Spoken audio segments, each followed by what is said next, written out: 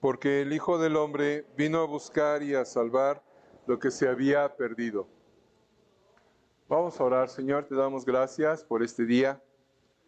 Gracias, Señor, por esta preciosa oportunidad que tú nos das de poder reunirnos y aprender, Señor, de ti, para conocerte, Señor, un poquito más. Te ruego, Señor, que uses esta lección para hablar a nuestro corazón, que tú hables a nuestra vida, a nuestro corazón, y que esto sea, Señor, para crecimiento, para madurez, que tú nos ayudes a tener un corazón receptivo. Quita, por favor, todo aquello que pudiera distraer.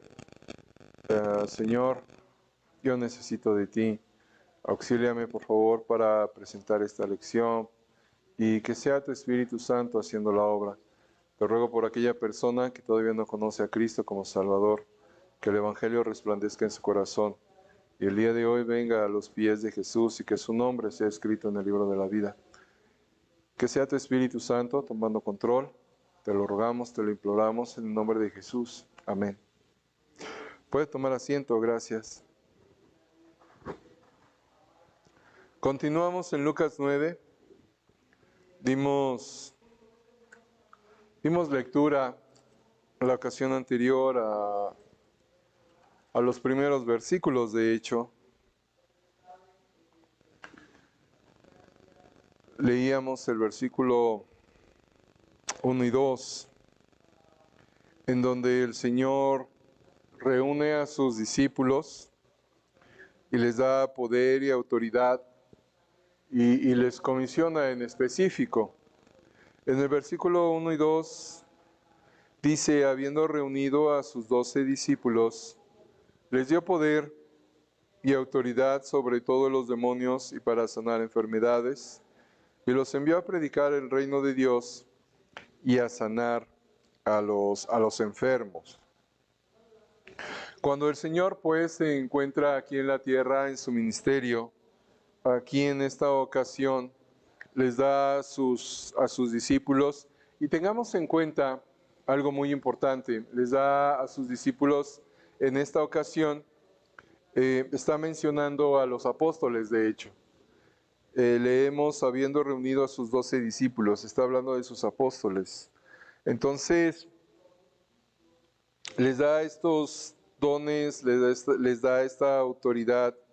Y esta autoridad, amigos, hermanos, es la que ya durante el inicio de la iglesia, cuando comienza la iglesia, cuando leemos ahí en Hecho cómo se comienza a propagar el Evangelio, esta autoridad es la credencial de los apóstoles para demostrar que ellos son quienes afirman ser.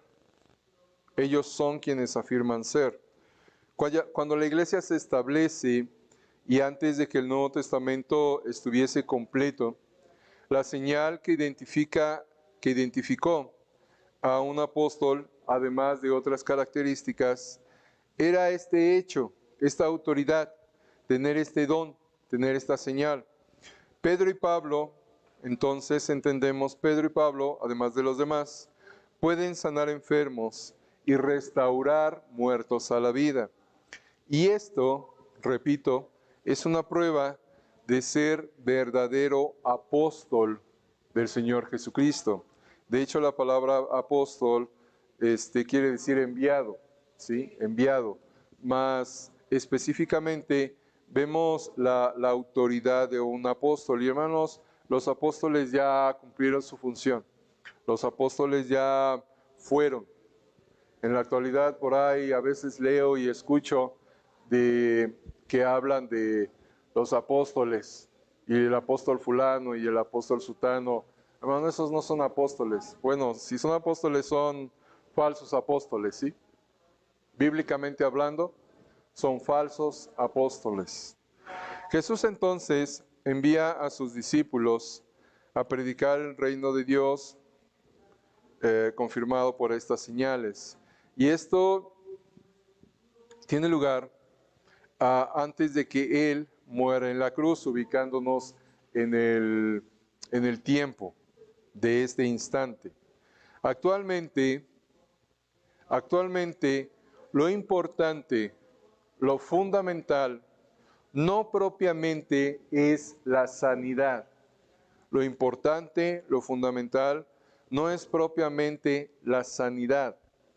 Al leer cuidadosamente las epístolas de los apóstoles, las epístolas del apóstol Pablo, podemos ver que aun cuando Pablo en ese instante, en ese momento, tiene el don de sanar, el don de sanidad, hacia el final de su ministerio, aparentemente podemos darnos cuenta, no lo ejercitó, no lo ejerció.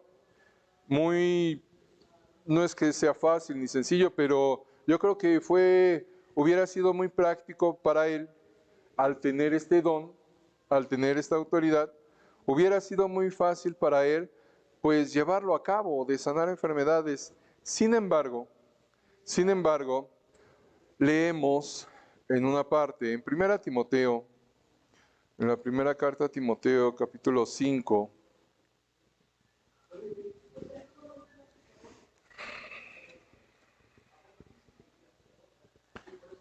versículo 23, cuando le está escribiendo a Timoteo, él habla de esta manera, le dice, ya no bebas agua, sino usa de un poco de vino por causa de tu estómago y de tus frecuentes enfermedades. Aquí el apóstol Pablo le está diciendo a Timoteo que tomase un poco de vino, no vino alcoholizado, entendamos, ni lo tome como pretexto, no lo vaya a tomar como pretexto. Me siento enfermo, me duele el estómago, voy a tomar vino, voy a tomar alcohol. No, no es así, no es así. Entonces él está diciendo que tome un poco de vino para un problema estomacal. Qué sencillo hubiera sido para Pablo, pues ejercer este don y esta autoridad y sanar a Timoteo, ¿verdad? De igual forma, en la segunda epístola a los Corintios, en el capítulo 12,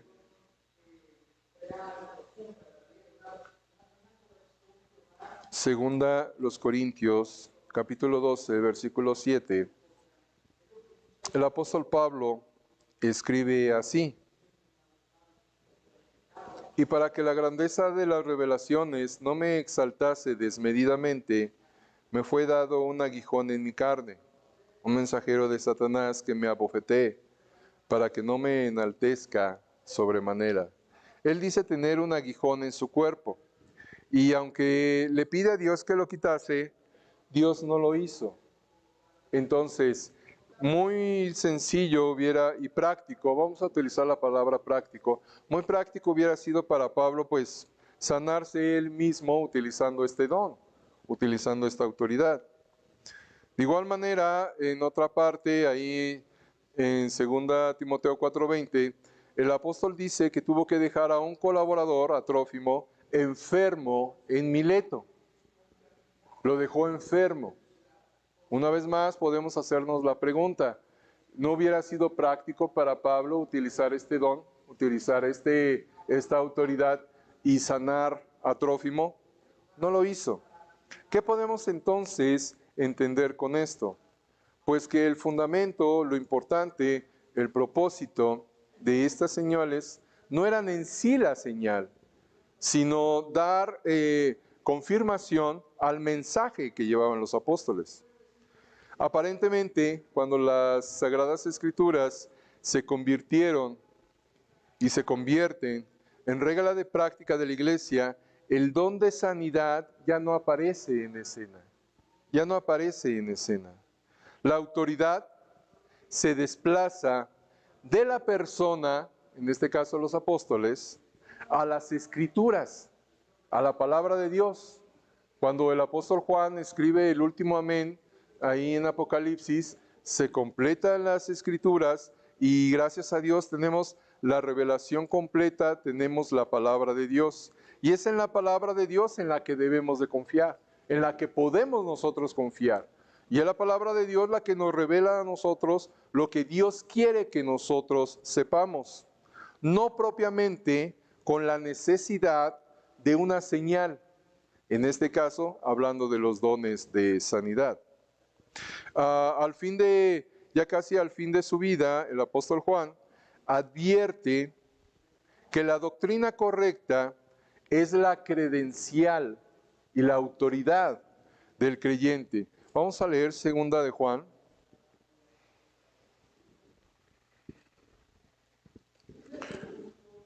En el versículo 10 dice así: si alguno viene a vosotros y no trae esta doctrina, no lo recibáis en casa ni le digáis bienvenido. Aquí nos está enseñando el apóstol Juan que si alguien viene y no trae esta doctrina, ¿qué doctrina? Esta doctrina, el Evangelio, la palabra de Dios, que es en sí misma la autoridad para confirmar todas las cosas que el Señor nos está diciendo en su palabra. De igual forma, el apóstol Pablo, tratando de marcar y remarcar, hermanos, amigos, la importancia y la autoridad absoluta que tiene la palabra de Dios con respecto a lo que Dios quiere que nosotros sepamos. En Gálatas, capítulo 1, versículo 8, aquí el apóstol Pablo, dirigiéndose a los Gálatas en una forma de sorpresa, de reclamo y diciéndoles varias cosas, en el versículo 8 de Gálatas 1, el apóstol Pablo dice así: mas si aún nosotros, o un ángel del cielo, os anunciare otro evangelio diferente del que os hemos anunciado, sea anatema. Aquí el apóstol Pablo está marcando la importancia y dando la importancia de la doctrina del evangelio, la enseñanza del evangelio, la autoridad de las escrituras. De tal manera que él escribe: si alguien viene, y él hasta dice un ángel del cielo. Yo creo que si este hombre John Smith hubiera tenido presente este versículo, la iglesia mormona no existiría. Pero en el versículo 8 está hablando el apóstol Pablo diciendo: un ángel del cielo se presenta y te anuncia otro evangelio diferente, sea anatema, sea maldición, no lo tomes en cuenta.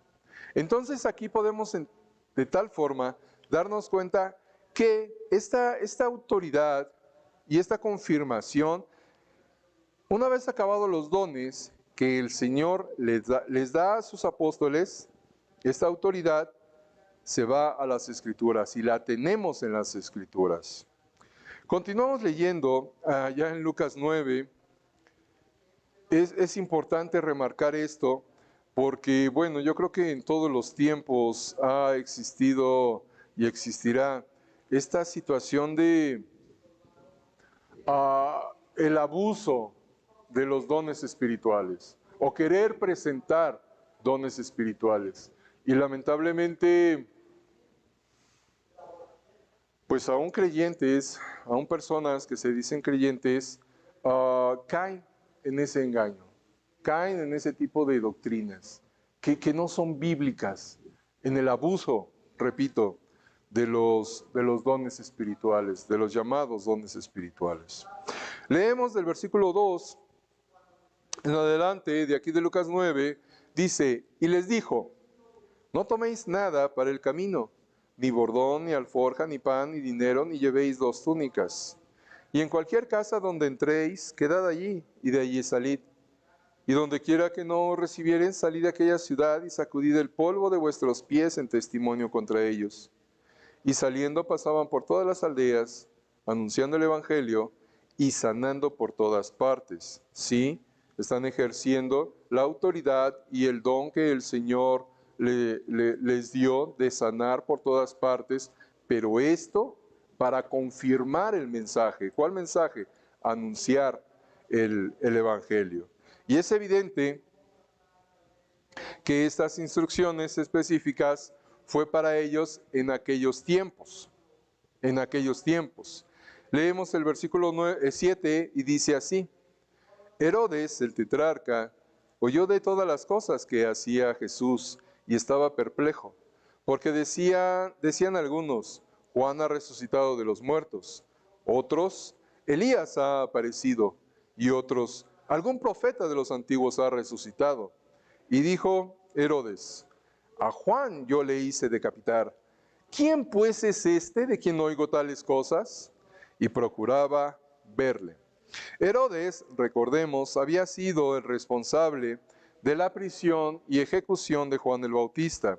En el Evangelio de Marcos, y lo vimos en su momento, nos relata que él tenía miedo de que Jesús fuese en realidad Juan el Bautista, vuelto a la vida. Recordemos que Herodes manda matar a Juan el Bautista en petición de una mujer que danzó en una fiesta que él tenía y le pidió la cabeza de Juan el Bautista en una charola. Y pues bueno, Herodes tuvo que cumplir su palabra. Leemos el versículo 10, aquí en Lucas 9 dice, vueltos los apóstoles, le contaron todo lo que habían hecho. Y tomándolos, se retiró aparte, a un lugar desierto de la ciudad llamada Betsaida. Y cuando la gente lo supo, le siguió, y él les recibió, y les hablaba del reino de Dios, y sanaba a los que necesitaban ser curados. Nuevamente vemos aquí, pues, esta confirmación de que a través de los milagros se confirma el mensaje del reino de Dios. Lo leemos en el versículo 11. En Lucas 9, leemos pues estas instrucciones que el Señor da a sus apóstoles, luego ellos regresan, y cuando ellos regresan y le dan la noticia de cómo les fue, le traen, vamos a llamarlo así, le traen el reporte. Este es una entrada a lo que sucede siguiente, que es un milagro. Esta escena nos proporciona pues el ambiente para la alimentación de una multitud. El Señor lleva a los apóstoles a un lugar apartado para descansar, pero no tuvieron ocasión de hacerlo, ya que cuando la gente se entera, en el versículo 11 dice, y cuando la gente lo supo, le siguió. El Señor, yo creo, quiso tomar, y de hecho tomó a sus discípulos y los llevó aparte, pues para que ellos tuvieran un poco de reposo, pero pues no hubo tal ocasión. El Señor, cuando la multitud se entera de que andaba por esos lugares, va a verlo y el Señor les recibe. ¿Y qué es lo que vemos a continuación? Versículo 12. Dice así, pero el día comenzaba a declinar y acercándose los 12, le dijeron, despide a la gente para que vayan a las aldeas y campos de alrededor y se alojen y encuentren alimentos, porque aquí estamos en lugar desierto. Él les dijo, dadles vosotros de comer. Y dijeron ellos, no tenemos más que 5 panes y 2 pescados, a no ser que vayamos nosotros a comprar alimentos para toda esta multitud. Pues por supuesto, los discípulos, cuando el Señor les dice, dadles vosotros de comer, pues yo creo que los discípulos dijeron, pero ¿cómo, Señor? ¿De dónde? ¿Cómo le hacemos, verdad? De ahí la idea, de ahí las palabras que aquí podemos ver de los discípulos al final del versículo 13, donde ellos dicen, a no ser que vayamos nosotros a comprar alimentos para toda esta multitud. Yo creo que ellos pues estaban dispuestos a ir a comprar alimentos para toda esta multitud. Imagínense comprar alimentos en ese instante para alimentar a 5,000 personas. Pues yo creo que estaba un poquito difícil. Sin embargo, vemos la disposición, tal vez no mucha fe, pero vemos la disposición de los apóstoles. En el versículo 14 leemos, y eran como 5,000 hombres. Entonces dijo a sus discípulos, hacedlos sentar en grupos, de 50 y 50. Así lo hicieron, haciéndolos sentar a todos. Vemos la disposición de los discípulos. Ellos dicen, si nosotros vamos, Señor, pues a menos que nos mandes, nosotros vamos, al final del 13. A no ser que vayamos nosotros a comprar alimentos para toda esta multitud. Y el Señor les da instrucciones específicas cuando dice que se sienten en grupos de 50 y 50. Y vemos a los discípulos que no, en ese instante no vemos aquí una cuestión. Aquí Lucas no nos dice que los discípulos cuestionaron, como decían, Señor, pues ¿cómo? ¿De dónde? ¿Cómo le vamos a hacer? Sino que vemos la disposición y la obediencia, nos lo narra Lucas, de los discípulos. En el versículo 15, así lo hicieron. Y haciéndolos sentar a todos. Yo me puedo imaginar a los discípulos, y pues no había micrófono en aquel momento, y los discípulos, a ver, pues vamos a organizarnos y comiencen a sentarse de 50 en 50. Ellos obedecen al Señor. Miren, hermanos, para nosotros, yo creo que yo por delante, para nosotros es difícil, somos bien incrédulos, yo soy muy incrédulo, mi fe batalla mucho. Cuando es necesario ver un milagro por parte de Dios, pues a veces entra la duda, o casi siempre entra la duda, o siempre entra la duda.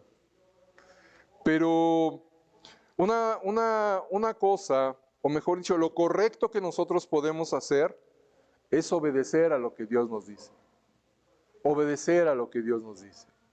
Y esto lo vemos en la actitud y en la disposición de los discípulos. El Señor les dijo, júntenlos de 50 en 50 y que se sienten ahí en grupos. No nada más les dijo, júntenlos en grupos, sino les dijo que se sienten, hacedlos sentar, que se sienten ahí en el piso. Y vemos la disposición pues de los discípulos en donde ellos obedecen, confían, yo quiero pensar que sí, confían en el Señor. Si el Señor nos dice que hagamos esto, lo hacemos. Y Él es quien va a cumplir el milagro, Él es quien va a hacer el milagro. De ahí que nosotros aquí podemos aprender que cuando el Señor nos indica algo en específico y a nosotros nos pudiera parecer, ¿qué caso tiene? Lo único que debemos de hacer nosotros es obedecer. Lo único que yo tengo que hacer es obedecer. Y recordando, pues por supuesto he visto y he sido testigo de milagros del Señor en donde uno se queda sorprendido, pero pues uno lo único que pudo hacer y debió de hacer y haciendo lo correcto es obedecer. Aquí los discípulos obedecen, organizan a la multitud, los sientan de 50 en 50 y se cumple el milagro, se hace el milagro. Versículo 16, y tomando los 5 panes y los 2 pescados, levantando los ojos al cielo, los bendijo y los partió. Y dio a sus discípulos para que los pusiesen delante de la gente. Y cosa bien bonita, y comieron todos y se saciaron, nadie quedó con hambre. ¡Qué bendición! Y recogieron lo que les sobró, 12 cestas de pedazos. En los demás evangelios, en Mateo, Marcos y Juan, también se registra este milagro. Y también en esos, lo que nos narran los demás evangelios, podemos de todas maneras apreciar la obediencia de los discípulos y el milagro por parte del Señor. Y esto nos anima y nos debe de animar a nosotros a confiar, a aprender a confiar. Pudiéramos pensar que muchas veces el Señor nos pide cosas imposibles. Sin embargo, Él es el Dios de los imposibles. Y lo que debemos de hacer nosotros es obedecer. La razón es evidente, podemos entenderlo. La razón es evidente. ¿De quién es la gloria? ¿De quién es el poder? Nosotros no tenemos nada que ver. Él lo único que busca son instrumentos para hacer, mostrar su poder. Pero esos instrumentos deben de ser instrumentos dispuestos. Por supuesto que el hubiera no existe, pero podríamos pensar, ¿qué si los discípulos no hubieran obedecido? ¿Qué si los discípulos hubieran hecho, no, Señor, pues ¿cómo? ¿De dónde? ¿Saben qué? Ellos, en lugar de salir, bueno, no estaban adentro, pero en lugar de ir y organizar a la gente de que se sentase en grupos de 50, si en lugar de hacer eso hubieran dicho, nosotros tenemos una idea mejor que se vayan. El Señor como que no se ha dado cuenta de la magnitud de esta situación. A veces pensamos nosotros que tenemos mejores soluciones que Dios. A veces pensamos que nuestra solución, que nuestra apreciación en la situación es más objetiva que por parte de Dios. A veces pensamos así, equivocadamente, por supuesto. Y lo único que provocamos al pensar así y actuar en consecuencia es que no vemos milagros. No vemos milagros. Hermano Luis, yo no veo milagros en mi vida. Desobediencia. Desobediencia. Y lo digo también por mí. Yo no he visto muchos milagros en mi vida, estoy seguro, por mi desobediencia. Sin embargo, cuando uno confía y cuando uno dice, Señor, yo nada más voy a hacer una cosa, obedecer. Y está el Señor manifestándose. Ahí está el Señor revelándose. Ahí está el Señor mostrando su poder. Y eso nos hace sentir a nosotros, al menos a mí, estoy seguro también en usted, chiquititos. Chiquititos. Señor, gracias. Tú eres el soberano. Tú eres quien tiene todo control. Tuyo es todo el poder, Señor. ¿Yo quién soy? ¿Yo quién soy? Nadie, nada. Tan solo y reconocemos el privilegio, ¿verdad? Y esa alegría y ese gozo de que, Señor, yo pude participar obedeciendo. Yo pude participar obedeciendo. Y el Señor hace el milagro. Él es quien hace el milagro, Él es quien merece, por supuesto, toda la honra y la gloria. El Señor que creó los peces en el principio, el Señor que hizo que creciese el grano y se multiplicase, ahora por su mandato creador, pues Él multiplica el pan, los peces, para que todos pudieran comer. Al quedar satisfechos, aún así, todavía quedó comida. Y estos trozos quedaron en cestos, en cestos. Miren, hermanos, si fueron recogidos en cestos, al final del 17, donde dice, y recogieron lo que les sobró, 12 cestas de pedazos. Estas cestas no se fueron a la basura. El Señor no recogió lo que sobraba para tirarlo a la basura. No nos dice propiamente quién le dieron de comer o a quién se lo llevó, quién se llevó Itacate, no nos dice, ¿verdad? Pero no fue para irse a la basura. Todo lo que hace Dios, y aún en exceso, no es para desperdicio. Siempre tiene un propósito. En la eternidad nos vamos a dar cuenta, pues a lo mejor por ahí alguien en el camino que tenía hambre, que tenía necesidad, pues probablemente los discípulos le dejaron alguna cesta, no lo sé. Me atrevo yo a pensar de esa manera. Pero lo que hace Dios no es para desecharlo. No es para desecharlo. ¿Qué viene a continuación? Versículo 18. Aconteció que mientras Jesús oraba aparte, estaban con él los discípulos y les preguntó, diciendo, ¿quién dice la gente que soy yo? Ellos respondieron, unos Juan el Bautista, otros Elías y otros que algún profeta de los antiguos ha resucitado. Él les dijo, ¿y vosotros quién decís que soy? Entonces respondiendo Pedro dijo, el Cristo de Dios. Pero él les mandó que a nadie dijesen esto, encargándoselo rigurosamente. Miren, hermanos,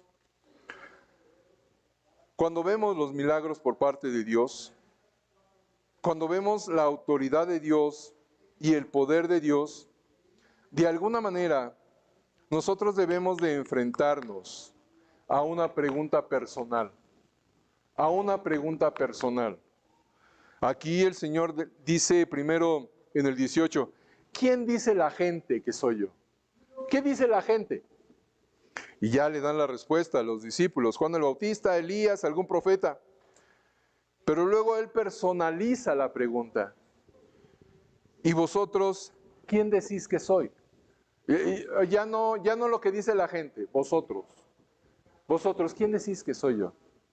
Pedro responde, el Cristo de Dios. Por supuesto, en otro pasaje vemos que es el Señor Dios quien se lo revela a Pedro. Y Pedro acertadamente responde de esa manera. Pero trayéndolo a la actualidad, ante todos los milagros y la provisión que el Señor nos ha dado y todo lo que hemos podido ver, ¿quién dice usted que es el Señor? Que es Jesús de Nazaret. La respuesta que usted tenga con respecto a la persona de Jesús de Nazaret va a revelar bastante. Va a revelar, de hecho, su eternidad. Porque si usted puede decir, ante la pregunta, para usted, ¿quién es Jesús de Nazaret? Si usted puede decir, el Salvador, qué bendición. Gracias a Dios, hemos entendido el Evangelio. Hemos creído en el Evangelio. Pero si usted se queda únicamente un gran maestro, un hacedor de milagros, alguien que enseñaba, eso enseguida denota que usted necesita la salvación, que usted necesita ser salvo, porque todavía no se ha dado cuenta quién es Jesús en realidad, y Jesús es el Señor, Jesús es el Salvador, Jesús es Dios, pero de manera personal. ¿Qué piensa usted? ¿Cómo concibe usted al Señor? Eso va a revelar bastante.